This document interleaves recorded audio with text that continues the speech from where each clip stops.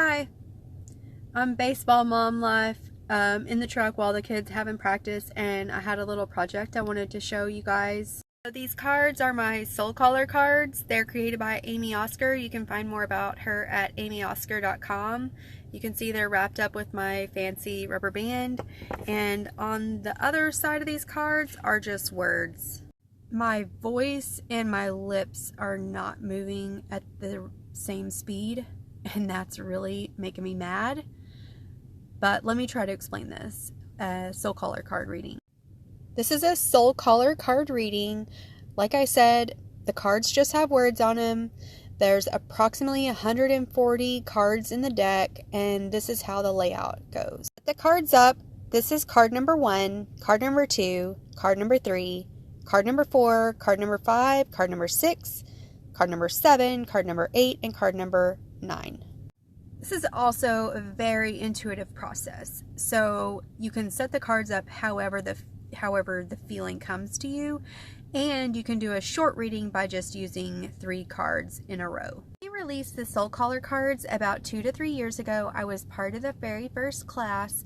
I'm SoulCaller Cards certified. I give readings to all of my friends, family, and even some of the students that are taking the class now.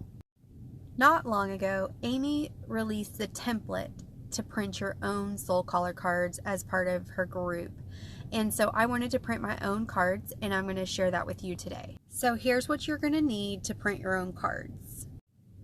The first thing I did was I went to Hobby Lobby and picked a solid color paper I liked and a printed paper. Then I put the solid paper in my printer and printed the words. It was 7 sheets. After that, I glued my solid sheets onto my printed paper.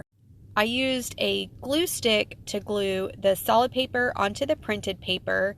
At this point, I should have laminated the cards, and then after it was laminated, cut the cards out.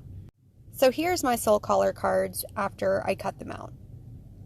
Some of the cards had a few extra lines on them, which I didn't feel was that big of a deal, but I think the cards are really gorgeous with the scrapbook paper on the back. Other than laminating before you cut the cards out, my other suggestion is to use a smaller print scrapbook paper so it's a more even card. The reason is, and I know this won't happen overnight, but you'll start to get the hang of which words have the pink feathers, which ones have the dark stripe feathers, which ones have the light stripe feathers, and you might memorize the cards or a group of the cards. It'd be like in poker if you somehow scratch the card of an ace so you could have a winning hand, if that makes sense. It's an intuitive process, so you don't want to pick cards that you know what the words are. I think that in general, you want your guides and your intuition to lead you to the cards that you are needing, and then you can create the story that is constellating around you in your life situation or life path. To read the cards, you can read them in columns, in rows, from corner to corner, or in diagonal, or in the diamond. Release, question, reach, and record. There's really no way to get a reading wrong. It's all based on your intuition and what you feel. What I do think is interesting is that these 3 cards in the middle all had the extra lines, and they all start with R. You can ask the cards any question. They're not fortune-telling cards, I will warn you, but my favorite question to ask is what's constellating around me now, which means like what am I in alignment with, what's coming towards me, what am I manifesting?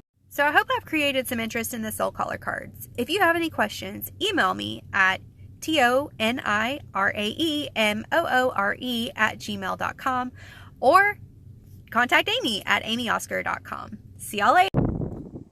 So there's only 108 cards, and if you'd really like to get to know Amy, look her up on Facebook, Sanctuary, the SoulCaller Circle. Bye guys.